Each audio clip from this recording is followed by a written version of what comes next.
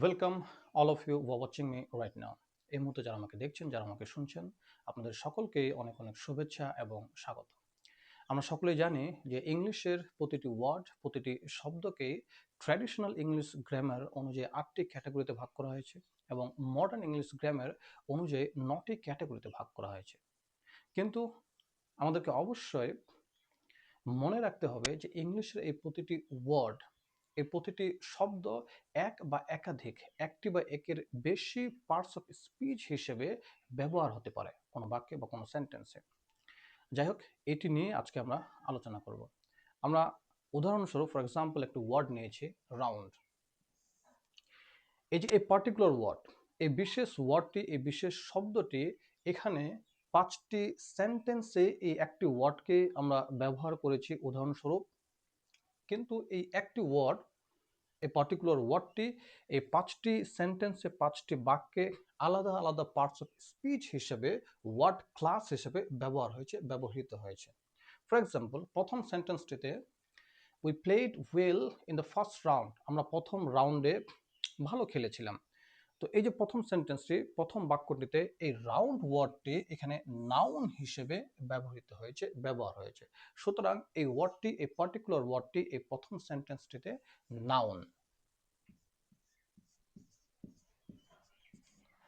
এই একই ওয়ার্ডটি দ্বিতীয় সেন্টেন্সটিতে this is a round table, এই একই ওয়ার্ডটি সেকেন্ড সেন্টেন্সও ব্যবহার করা হয়েছে। কিন্তু এই সেকেন্ড সেন্টেন্সটিতে, এই দ্বিতীয় বাক্যটিতে এই ওয়ার্ডটি, এই পার্টিকুলার ওয়ার্ডটি এখানে টেবল, এই নাউনটিকে মডিফাই করছে বা কোয়ালিফাই করছে বা বিশেষিত করছে। আর আমরা জানি যে যদি কোনো ওয়ার্ড বা কোনো শব্দ কোনো নাউন বা প্রোনাউনকে মডিফাই করে, কোয়ালিফাই করে, বিশেষিত করে, তাহলে সে সমস্ত ওয়ার্ডকে আমরা ইংরেজিতে অ্যাডজেক্টিভ বলি। আর তাই এখানে এই দ্বিতীয় সেন্টেন্সটিতে, এই দ্বিতীয় বাক্যটিতে এই একই ওয়ার্ড, এই ওয়ার্ডটি এখানে হবে অ্যাডজেক্টিভ। একই ওয়ার্ড প্রথম সেন্টেন্সে হলো নাউন এবং দ্বিতীয় সেন্টেন্সে হলো অ্যাডজেক্টিভ।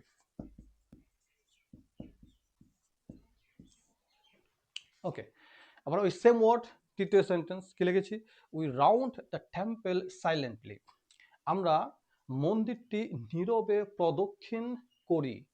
এখানে এই রাউন্ড ওয়ার্ডটি এর মানে হচ্ছে প্রদক্ষিণ করা বা ঘোরা। এখানে এই ওয়ার্ডটি, এই যে প্রদক্ষিণ করা বা ঘোরা, আমরা জানি এটা একটা অ্যাকশন, এটা একটা কাজ। আর আমরা জানি যে ইংরেজিতে যে সমস্ত ওয়ার্ড বা যে সমস্ত শব্দ এর মাধ্যমে কোনো অ্যাকশনকে বোঝাবে, কোনো কাজকে বোঝাবে, কোনো কাজ করাকে বোঝাবে, সে সমস্ত ওয়ার্ডকে আমরা বলবো ভার্ব। তাহলে একই ওয়ার্ড এই তৃতীয় সেন্টেন্সে এখানে ব্যবহার হয়েছে ভার্ব হিসেবে। আবার number 4, at last he came round to their belief, অবশেষে সে তাদের বিশ্বাসে উপনীত হলো।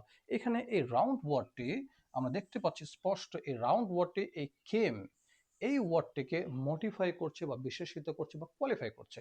আর আমরা জানি যে কেম, এই ওয়ার্ডটি হচ্ছে একটি ভার্ব।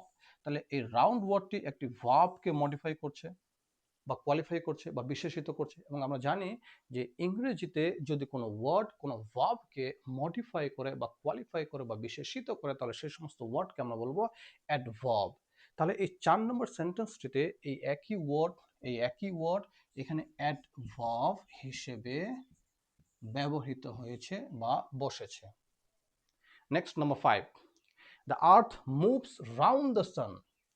এখানে এই সেন্টেন্সটিতে, এই 5 নম্বর বাক্যটিতে এই রাউন্ড ওয়ার্ডটি দ্য সান, এই নাউনের আগে বসে, এই নাউনের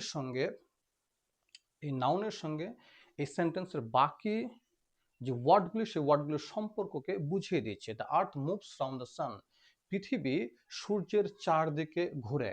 পৃথিবী এবং সূর্যের মধ্যে সম্পর্ককে এই সেন্টেন্সের মধ্যে বুঝিয়ে দিচ্ছে। এবং আমরা জানি যে যদি ইংরেজিতে কোনো ওয়ার্ড কোনো নাউন বা প্রোনাউনের পূর্বে বসে বা নাউন ইকুইভ্যালেন্টের পূর্বে বসে, তার সঙ্গে বাক্যের যে অন্যান্য ওয়ার্ড, তার যদি সম্পর্ককে, তার রিলেশনকে যদি বোঝায়, তাহলে সেই সমস্ত ওয়ার্ডকে আমরা বলবো প্রেপোজিশন। তাহলে এই সেন্টেন্সটিতে, এই পার্টিকুলার সেন্টেন্সটিতে এই ওয়ার্ডটি এখানে প্রেপোজিশন।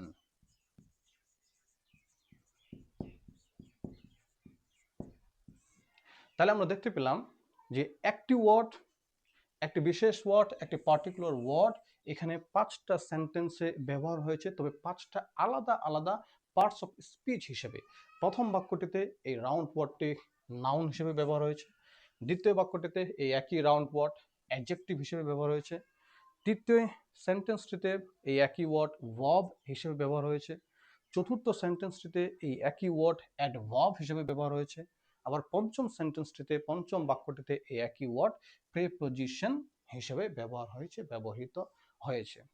তাহলে কোনো একটি ওয়ার্ড, ইংলিশের কোনো একটি ওয়ার্ড এক বা একাধিক, একটি বা একের বেশি পার্টস অফ স্পিচ হিসেবে ব্যবহার হতে পারে, ইউজ হতে পারে কনটেক্সট অনুযায়ী, সেন্টেন্স অনুযায়ী।